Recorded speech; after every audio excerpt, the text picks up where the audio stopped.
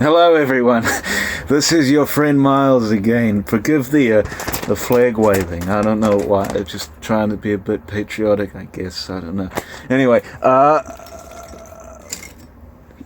today is Monday, it is the 7th of March, it's 11:38 in the morning, and I thought I may as well make this quick video here before I head off to an appointment that I have, one of my many appointments that I have in a week as a result of all I've been through. They want to basically have, be sure I make a full recovery, and it seems as though that I will. But anyhow, I thought I may as well make this video rather quick. This is, as I said, a Monday that I'm recording this. You probably won't see this until later on. I have no idea when. Maybe Friday, because really I don't feel like making videos this week. I kind of want to focus more on my writing, which is going very well actually, I'd say, though to be honest I don't get out of the house nearly as much as I want to, but I can still make it work. Anyhow, what I thought I'd do today is tell you all about something that's equally important to me, as is literature. As you know, this channel primarily centers on myself being a writer, but also I'm an artist in various fields and such, and I paint, for instance. You'll see some of my paintings here in the future. But also I'm going to try my hand at music, because it was recommended I do music in order to relax me and such. But God, I don't know about this hair. I mean, it keeps getting everywhere. I don't understand how I used to handle all this back when I was in school. But goodness me, it was even longer than this, if you can imagine that. But anyhow, before, obviously, as you know, before I got into reading, I used to watch quite a lot of, DVDs, as in films and such. I have some up here. We'll go through these another time. But also television. Now, one of the things that perhaps distinguishes me from the rest of my generation was that I had a very mixed childhood, a very diverse childhood, because my parents were older. My father was about 50 when I was born, and my mother about 39, almost 40. And basically I was raised on music from the 60s and the 70s. My brother is 23 years older than me, and obviously likes a whole bunch of stuff from the 80s, including the music, which I'm not too keen on. Still, I'm not too keen on. But and then also some 90s stuff too. And obviously, since I was born in the year 2000, basically lived through the 21st century as it's played out thus far. Obviously, I've been exposed to most of everything that's come out since the year 2000. My cousins were born in the 90s, and one was born basically about maybe 5 months after me, and I got exposed to some of the stuff that they very much like and all that, and it's a very mixed childhood. I was very worldly and such. It wasn't your average existence as a boy. It really was. It was actually quite wonderful. Strangest thing, when I thought that when these things were around, these older things from the 60s and 70s, I thought they had just come out when I heard or seen of them, It was very interesting. Another thing that I used to think was to think when I was a child was I used to think that everything was black and white before the 50s. Because when you see old films and they're black and white, at least I did, you automatically think that everything and everyone was black and white. It's very interesting. But anyhow, what I want to talk about today is my favorite television programs from the 1960s up until the 2000s. Obviously, having a mixed childhood, you're exposed to a lot. You know, obviously, that I've been exposed to quite a bit. The channel is self-evident of that, as is Long Elf and such, but I'm very unique. And here are some of the things that, some of the programs that I used to love watching and such, and some I've actually discovered recently. But anyway, I'll go ahead and talk about them right now. So, there really aren't any television programs from the 50s that I'm too keen on. I mean, I Love Lucy. My brother is a very big fan of I Love Lucy, but I don't watch it that much, so I couldn't really comment too much on it. But nevertheless, the 1960s, there was all sorts of stuff back then that I could think of, but or I can't really think of any right now. But of course, the one that really moved me back then, I first saw this when I was around maybe 12 and such, was obviously this series, this wonderful series, Gilligan's Island. This is the complete series box set that my brother had gotten for me, oh Lord, at least 10 years ago for Christmas, from Amazon. And I watched this whole series twice and loved it. Obviously, as you know, I loved it so much that in my rewrite of The Lost World, I included all the cast of the series in there for whatever reason. And I don't know, something about just the idea of being on your own little island, away from everyone, where everything is just blissful and such, really did resonate with me as a child. And I'm actually rewatching the series right now. I'm watching season 1 or series 1, and I think I'm on disc 2. Yeah, I'm on disc 2 and such. And well, if you've seen the video that Long Elf did, let's say that well, you know my answers to the whole Ginger versus Marianne debate. I've changed it. It's no longer Marianne. It's obviously Ginger for reasons I can't necessarily get into at this time. But nevertheless, I love this series when I first saw it. I still love it today. I can't think of really.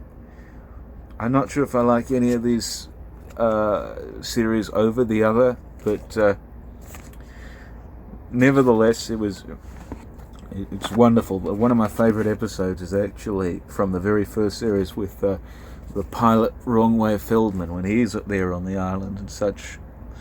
Very interesting there. And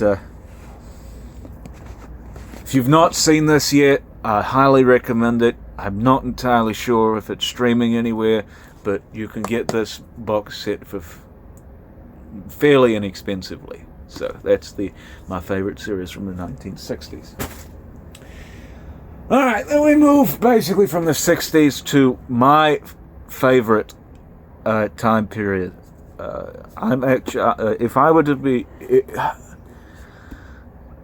wasn't born in the year 2000, the time period in which I would choose to live would be the 1970s, in spite of all the political nonsense and such going on, and the Vietnam War and such, and the petrol crisis and everything. I'd love to live in the 70s, mainly because of the entertainment and the music. Obviously, the 70s, if you think about it, is really my happy place. But anyhow,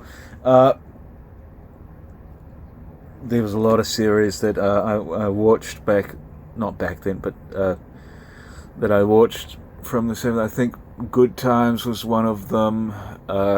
What else was there? Oh, Land of the Lost was another one that I loved. I love Land of the Lost. I don't have a DVD of that, though I might get one soon, because I really did love that series. I never saw Siegfried or Sigmund the Sea Monster or whatever it was called, but nevertheless, Land of the Lost, I absolutely love that. I was about 9 when I saw that, or about 8 or so when I saw that. And the film that was made of it, it was okay, but nevertheless, I love that series. But the one series from the 70s that I suppose will go down in history, my own personal history, as the one that I'll rewatch again and again, the one that really made the best impression upon me. You probably know it. I've intimated to it on a number of occasions. Or maybe I haven't, I don't know. You have to go back and watch all these videos just to make sure, because to be honest, I've lost track of what I've mentioned and what I haven't mentioned in these things. And it's a mess. But anyhow, that series is obviously Charlie's Angels. This is the complete DVD set from Mill Creek Entertainment. I don't necessarily like the way they're packaged, because you see there, it's not actually, you know, the DVDs are in little sleeves and such and all that and everything, and it's not an actual case. And it's not the best set, but nevertheless, it's a series that counts, and that's all I care about. I actually just got this today in the post, and I'm going to rewatch it here soon. But well, let me tell you this. I first saw this when I was 18. In a hotel room by myself in Prescott. No, not Prescott. No, Scottsdale. No, not Scottsdale. In Flagstaff. Somewhere in Arizona. And basically, I'd heard about it for many years. But when I saw an episode of it, I was instantly a fan. And, well, there's some pretty looking women back there, as you could see. And I like the format of it, how it's basically an antagonist of the week. There's no strong continuity of it and such. And there was one episode in here, my favorite one of all time, actually, from this series. I haven't even seen all of it. I used to watch it on MeTV back when I had cable, back when we all had cable. We don't have cable anymore. If you want to know why, to go back and watch my video, why I stopped watching television, and why you should too. I'll explain it. But anyhow, my favorite episode from this entire series is the one where Cesar Romero is a composer and such, and basically of a big band and everything, and basically I think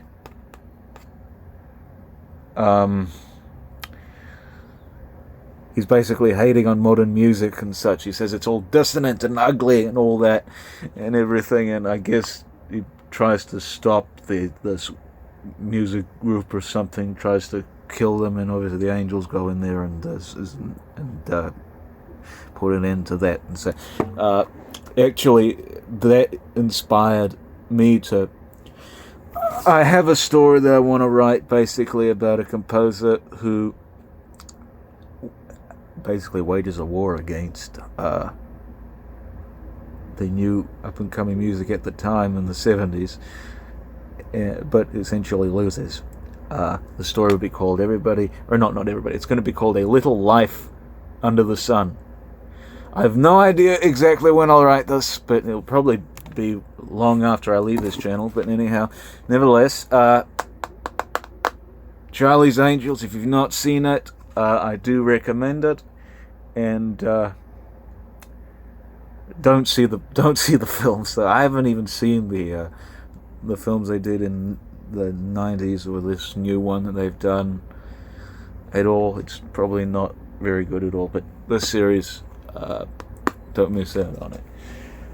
Alright, next, after the 70s, my favourite decade in which to live, apart from perhaps maybe the 19th century and basically any time during that point, would come the 80s. Yes, the 1980s. Obviously, the worst decade for music, hands down.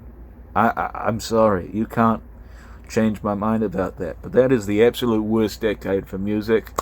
You had people like Madonna, who was putting out her little banalities and inanities and such, and then Prince started to, I think he's okay, Prince. I'm not exactly a huge fan of him, but nevertheless, he started to basically scream and such, and all that, and I can't scream. I can't. My voice is all kind of. I need to work on. I need to work on my impressions and such and all that. I haven't done much of that, but nevertheless, and then of course the overuse of synthesizers and that bloody song "Sweet Dreams Are Made of These" by Eurythmics. If there were a song on the radio that would have come on and would just make me want to pull out the set from the car and just huck it out the window, it would be that. I hate that song. Another song I hate, Tainted Love by Soft Cell. I used to like that song, but ever since it was played endlessly on a station that used to be a proper oldie station, I've grown to hate it. And I'm not too keen on Tears for Fears either, or Depeche Mode, or really anything from the 80s at all. You would either have to be an act that had already been working from the 60s and through the late 70s and continue on during the 80s in order for me to actually respect you. If you had started out in the 80s, then basically you're dead on inception. I'm sorry. But nevertheless, the 1980s was the worst year possible for music, but it was one of the best for entertainment. And obviously you had films here. Obviously, let me get the things.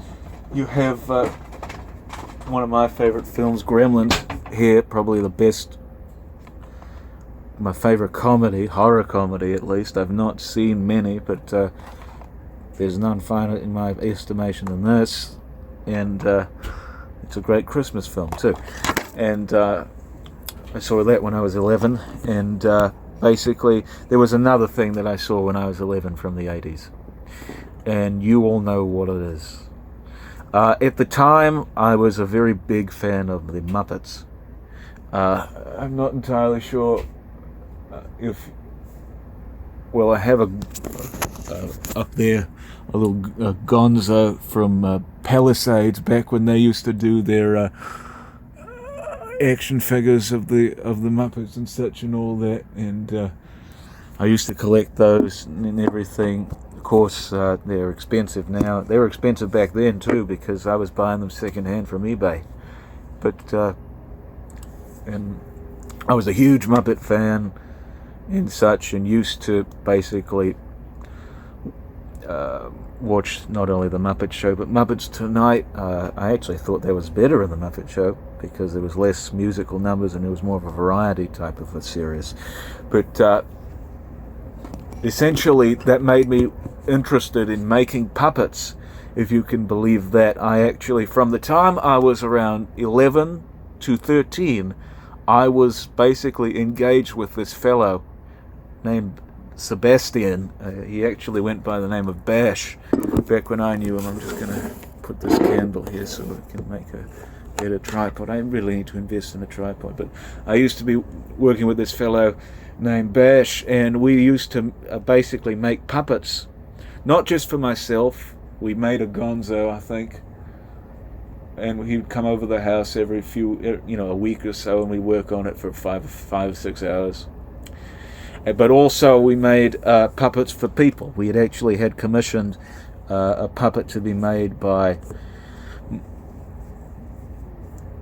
one of my aide students after she stopped helping me in school, after she was basically signed off of me. We made a puppet for him. I think it was a cat, actually. And then we made, I think, another one, a T-Rex for myself. And then also we made, we were in the process of making a marionette, but he had to move away. He was moving away to Oregon, and we actually have never finished it. I don't have his phone number. I've not spoken with him since that time. I doubt if he even remembers me, but anyhow, yes, I used to be very interested in making puppets. And naturally, when I was on this YouTube, I wasn't on YouTube, but when I was looking on YouTube and such and watching these things, I'd look up puppet making tutorials. And there was this one man by the name of James Kemp. He's still on here, though he's less frequent than he used to be. And he basically made very good replicas of Kermit the Frog, and I think he mainly made custom puppets and such. But also one of the things he would do was impressions of different, because since he was a puppeteer, he had to do different voices, but he did impressions of different characters. And one of these characters was called Alf. And basically this character, Alf, from what I could discern, was basically a type of a creature who ate cats. And I was thinking, okay, who's this Alf character? And I'd sort of thought about it for a little bit, and then maybe a few days later I basically forgot about this Alf thing. And then maybe a month or two after that point, I went to a rummage sale, and I saw basically this mask, this rubber mask that looked like a very strange creature. And I said, oh my goodness, what is that? And then my mother says, well, why, that's Alf. And I said, Alf, what do you mean? And she says, A-L-F, Alf. And I said, oh, Alf, I've heard of him and such. And yeah, I know who Alf is. Now I actually had a face to this enigmatic creature which feasts upon felines. And this face was a very unusual face. And so after we actually didn't end up getting the mask because it was all Mum thought it'd be all grody and such, and all. It was made out of latex. I wish that we'd gotten it. I might actually buy one here soon. I don't know. We'll see. If any of you have any Alf items that you want to sell to me to help contribute to the largest elf, which is basically in shambles now, the largest elf collection in Southern California, do let me know. Anyhow, so I did my own research and such, and basically typed in Alf and saw an episode or two of this series with this very strange looking, almost Muppet. Looked very similar to a Muppet, but it was a lot more sophisticated technologically, but also he was very verbose and just very smart with his humor. And so basically I continued to watch the series more, and my curiosity was piqued, and I ended up actually buying. Well, here's what I bought. Hang on just a second. I bought, if I can get the things here,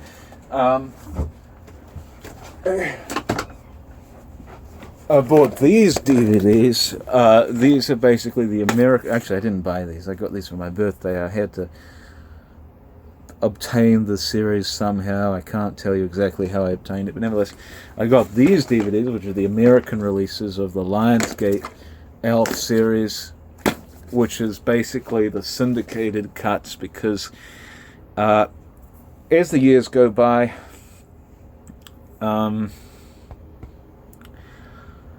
these broadcasters think, it would be more beneficial for advertisers if they get more time for commercials, and so basically they cut out 2 to 3 minutes, or maybe even 5 to 6 minutes on some of these episodes, in order to fill in more space for commercials.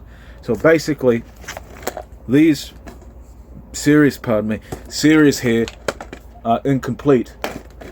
And I was informed about this by one YouTuber who I don't watch anymore. I just don't like him anymore because,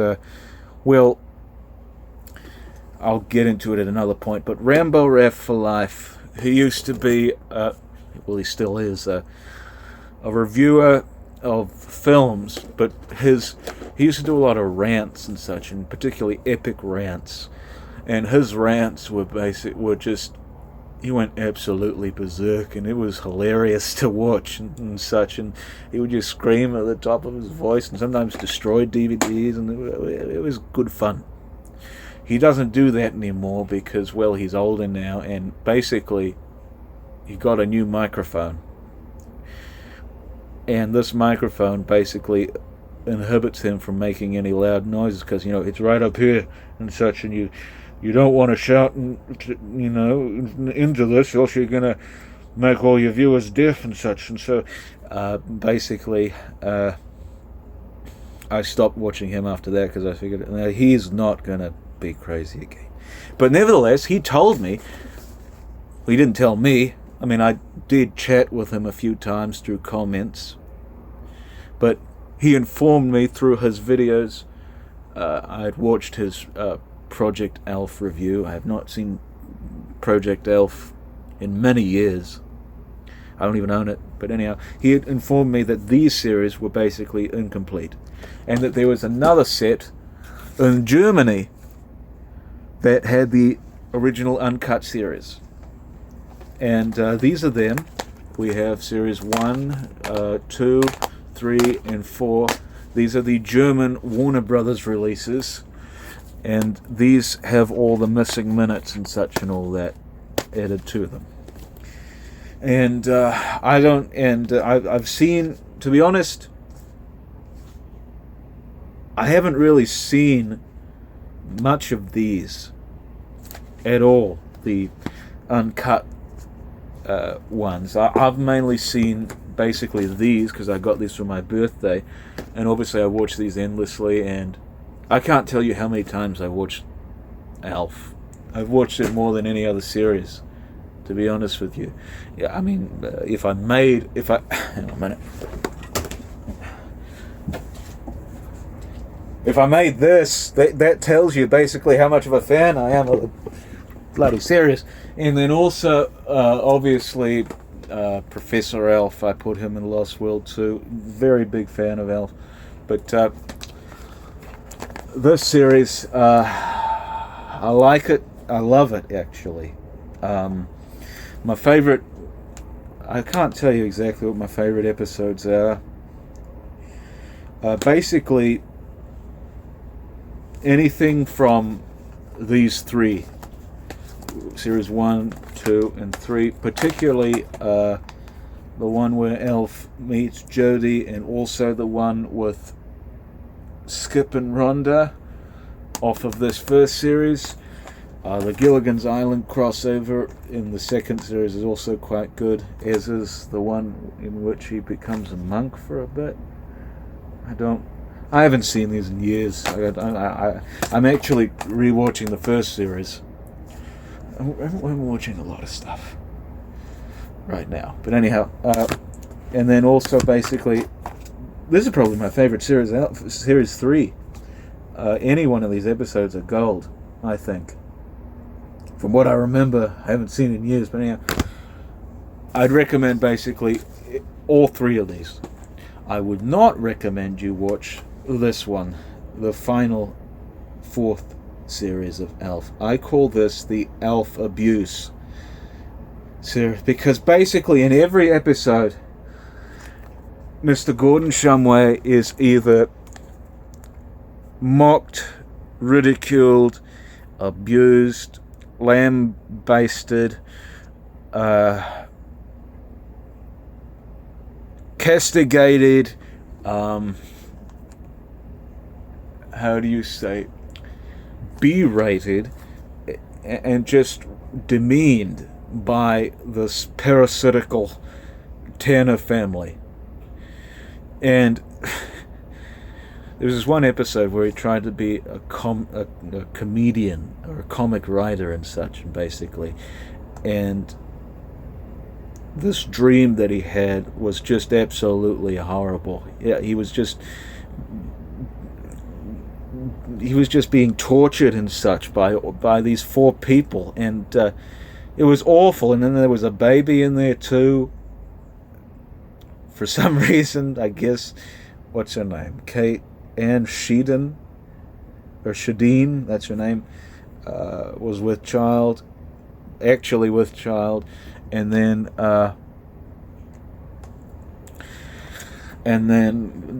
they incorporated that into the series, but nevertheless, they torture him and such, and just make him feel absolutely miserable. And then to top it all off, he's actually going to go back in the final episode of this series. Go back with his Skip and Rhonda, and basically the love of his life is Rhonda, back to outer space. But then, obviously, he gets captured by the alien task force, and obviously 6 years later, Project Elf comes out. I've not seen Project Elf in years. I don't know how it is. But absolutely horrible, the amount of balderdash this character has to go through in this final series right here. I don't recommend you watch any of these. Watch the first three. I just have this to complete the series. But let me tell you one thing.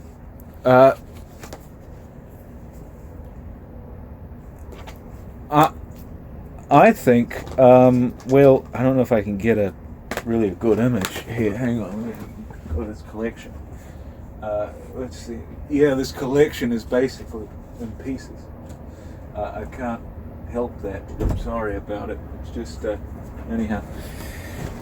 Well, perhaps maybe the main reason why I connected with the series so much is because, well,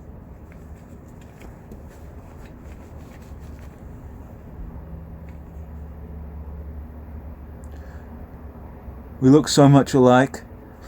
We have a similar backstory, though my planet was not destroyed through nuclear holocaust. In a sense, it was because, well, I lost all my friends through my own doing. I lost the one that I loved dearly, deeply. I didn't know it at the time. I'm surrounded by people that say they love me, but not so sure about that. And hang on just a minute. They love me. Sorry about that. But anyhow, no. Favorite series from the 1980s, Elf. Without a shadow of a doubt. I have no idea who you are if you've not seen this. I don't know where you've been. If you follow my channel and have not seen Elf, I recommend you do so. That's it. Alright, and in the 90s and such, obviously there was one series that dominated the decade, and I don't have a copy of it with me. Obviously, if you followed me from the very beginning, you know why I don't have a copy of this series, because Well, if you try to buy it secondhand, you'll find that the copies there will be very, well, very perplexing, let's just say. And obviously that series is Seinfeld.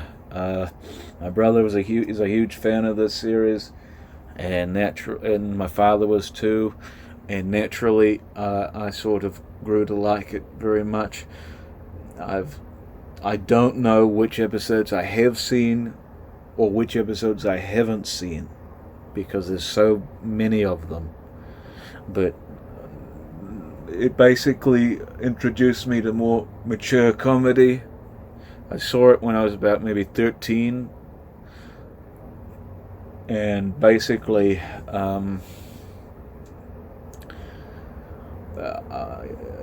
I suppose it defined my whole teenage years.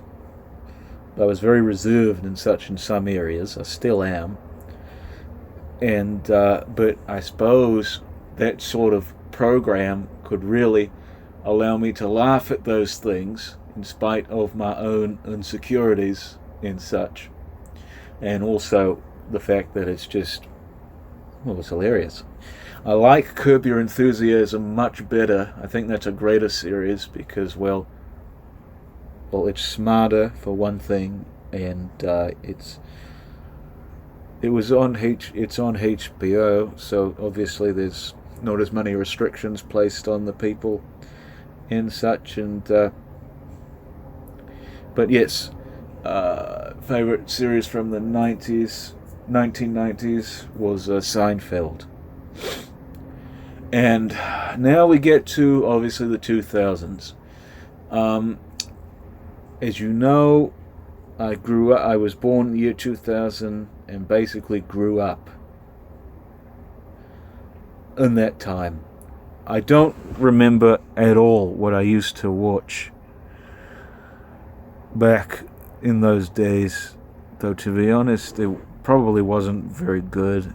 I was a very young kid back then, and I couldn't tell you exactly. I don't even remember all the stuff I used to watch because it's been many years since I actually turned on a television. But I started basically when I was 21. I started. Well, no, when I was about 20, I started delving back into my childhood because I recalled that I had, I think I have it at hand right now. Let me see. Hang on just a second. Do I have it in hand right now? Oh dear, where did it go? Oh my, wait a minute. Is that it? Oh my dear.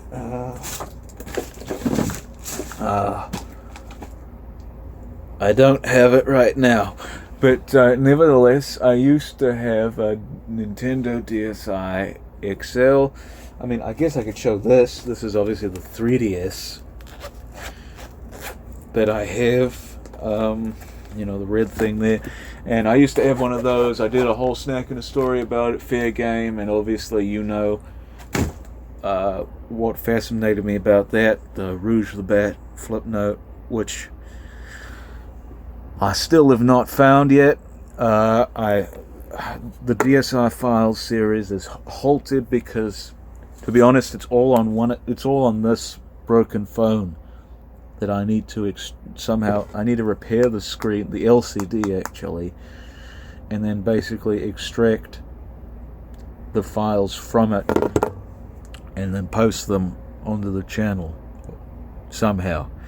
But there's basically a whole bunch of more episodes of this series going back as far as November of 2020. But nevertheless, I've still not found that flip note yet. But nevertheless, because I was delving back into childhood and such, and sort of reliving my old days, I still kind of am, to be honest. But I realized that during the time of my boyhood, when I was around 7, during the time I was 9, there was this one series which I didn't see because obviously I wasn't interested in it, and I wasn't old enough to see it, and it probably wasn't available because it was on HBO, as you know, and my cousins have seen it, or one of them at least has, and I started looking into it. And I found out that the people from this series were actually, or the creators of this series, and the people who started this series were actually from New Zealand. And I figured, hey, I better give this series a watch. So when I was 21, and I started a house and pet sitting job in November of 2021, it was basically very consistent. I went there about maybe at least 2 to 3 times a week. It's about 15 minutes walk down from my house.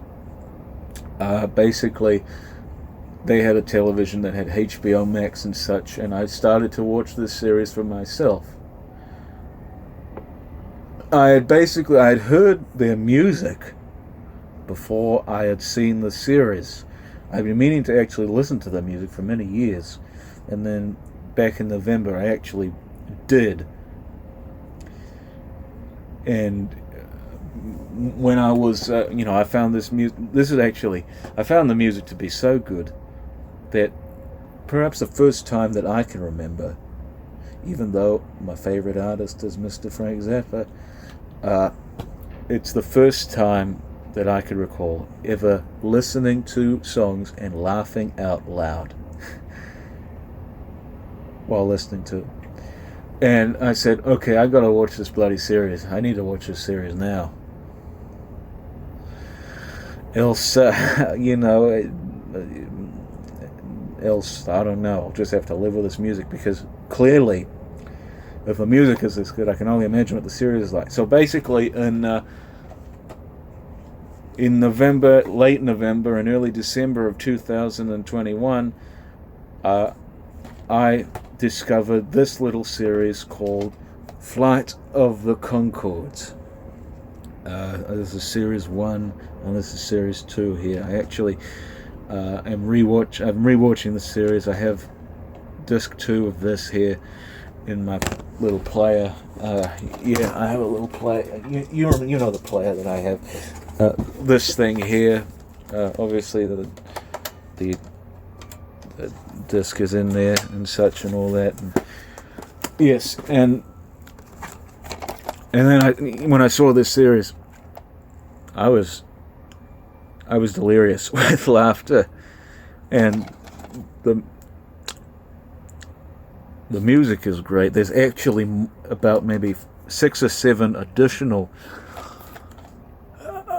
songs that are not on the albums, which are included in each series.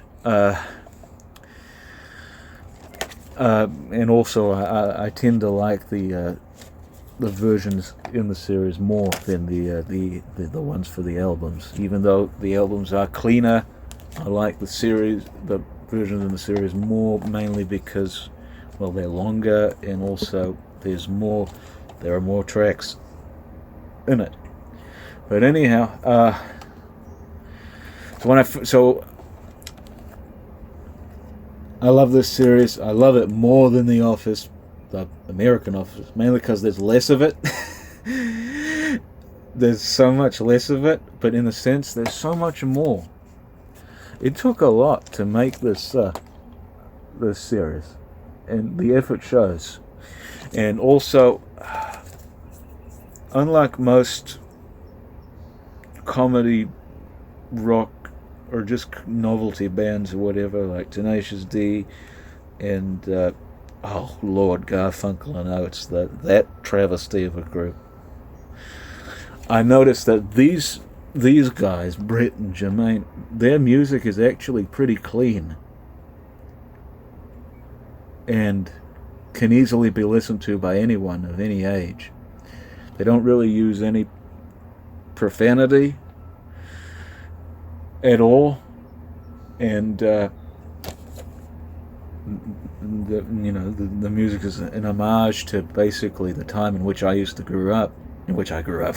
I didn't grow up in the music I was growing up with, which is music from the 60s and 70s with a little bit of 80s stuff in there. And I just loved it. I did. In fact, dare I say it, I call these people the voices of my conscience. More on that in another video here soon. But favorite series from the 2000s is Flight of the Conchords. There. And so that is it, people. That there is a video of my favorite television series from the 1960s up until the 2000s. I don't have a favorite series from the 2010s because really I haven't watched much television from that point. Or actually, no. I do have a favorite, or do I? Yes, I do have a favorite series from the 2010s. There was this one program on Fox, if you can believe that aired back in 2016, called Houdini and Doyle, and essentially it was basically like the X-Files, but except it took place in 19th century England, and featured Harry Houdini and Sir Arthur Conan Doyle, basically solving crimes and such and all that. It was actually a pretty neat series. I actually considered writing an episode of the series in which they actually go to South America and find a lost plateau of dinosaurs, and that would be how Conan Doyle gets the inspiration for the Lost World. But unfortunately, the series didn't last for too long. It only lasted one season, and then it was cancelled. But nevertheless, that's just like an honorable mention. I don't even know if it's out to own on DVD. I haven't found it anywhere. If anybody knows where you can find Houdini and Doyle, do let me know, because I do want to rewatch it. But anyhow, that is it. Those are my favorite series from the 1960s onto the 2000s. Perhaps maybe this gave you a bit of an insight as to what I consider to be quality entertainment, television entertainment. And perhaps maybe you'll check out some of these for yourself. Thank you very much for watching. I hope you have a good morning, afternoon, evening, midnight, whenever you intend on watching these. Remember when I used to say that all the time? I'm bringing that back too. And we will see you here very soon. You have yourselves a good day, and cheers.